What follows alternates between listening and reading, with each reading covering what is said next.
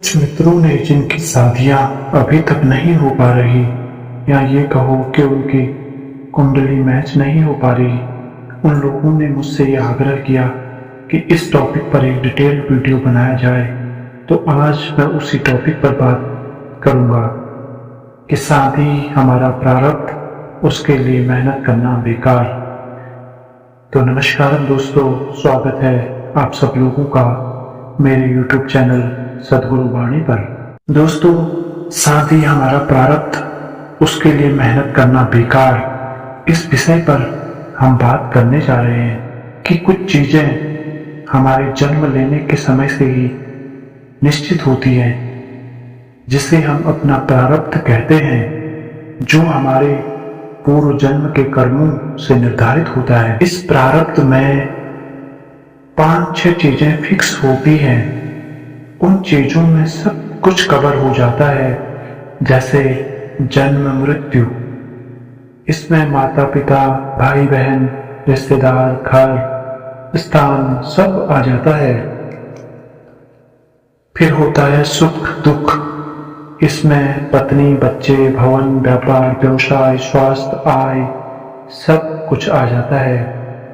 फिर आता है यश व अपयश। इसमें आपको कितनी प्रसिद्धि मिलेगी या कितना अपयश मिलेगा, ये सब कुछ इस पर निर्भर करता है। अब बताओ, जब ये सब चीजें फिक्स हैं तो फिर हमें शादी को लेकर इतना क्यों सोचना? जहां हमारे प्रारब्ध में लिखा होगा वहीं हमारी शादी होगी, और जिस टाइम होनी होगी और कितने समय के लिए होगी वो सब फिक्स है। अब कुछ लोग कहेंगे कि ये सब फिक्स है तो हमें कुछ करने की जरूरत ही नहीं है। जब सब कुछ पहले से ही फिक्स है तो जैसे आपने पिछले जन्म में कर्म किए, उसी के अनुसार इस जन्म में वो कर्म आपको भोगने भी तो पड़ेंगे। हर कोई माँ बाप अपने बच्चों की शादी के लिए परेशान रहता है कि कैसा लड़का या लड़की मिलेगी, कैसा बहू या दामाद मिलेगा। लेकिन अगर वो ये सब समझ जाएं कि हमारे कर्मों के हिसाब से हमें फल मिलता है, तो हम वर्तमान में अपने कर्म सुधार सकते हैं। अब कुछ मेरे मित्र कहेंगे कि हम तो लव मैरिज करते हैं, तब हमारा प्रारब्ध कहाँ गया? और दूसरी तरफ कुछ लोग रिलेशन में होते हैं। आपने देखा होगा 5 साल, 8-10 साल रिलेशन में रहने के बावजूद उनकी शादी नहीं हो पाती है। अब आप क्या कहेंगे?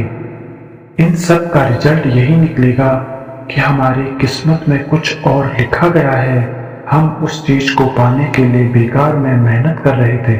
आपने एक कहावत सुनी होगी, जो होता है वो सही होता है, भगवान जो करते हैं वो सब सही करते हैं।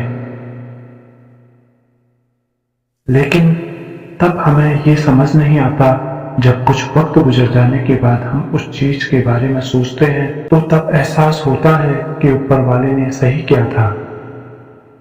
इसलिए शादी के लिए व्यर्थ ही परेशान होना सही नहीं है। हाँ, आप अपना कर्म करते रहिए, भगवान खुद ही कोई न कोई ऐसा रास्ता देंगे कि जहां आपने मना भी किया होगा या जहां आपने कभी सोचा भी नहीं होगा, वहां से रिश्ता खुद ब खुद आ जाएगा। बच्चा माँ के गर्भ में प्रवेश करता है, तभी से उसका भाग्य उसके साथ आता है। जिस नक्षत्र में बालक जन्म लेगा, जिन ग्रहों की स्थिति उस समय होगी, उसी से उसकी कुंडली निर्धारित होगी, और कुंडली आपके पूरे जीवन का एक डेटा है। जन्म से मरण तक क्या क्या होगा वो सब कुंडली में लिखा होगा। बस जरूरत है सही गुरु से कुंडली विश्लेषण कराने की। मेरी बात आप लोगों को समझ आ रही होगी। आज के लिए इतना ही। बाकी अगर आपको किसी टॉपिक पर वीडियो चाहिए तो आप कमेंट कर सकते हैं। धन्यवाद। आप सब लोगों के भीतर बैठे परमात्मा को मेरा प्रणाम।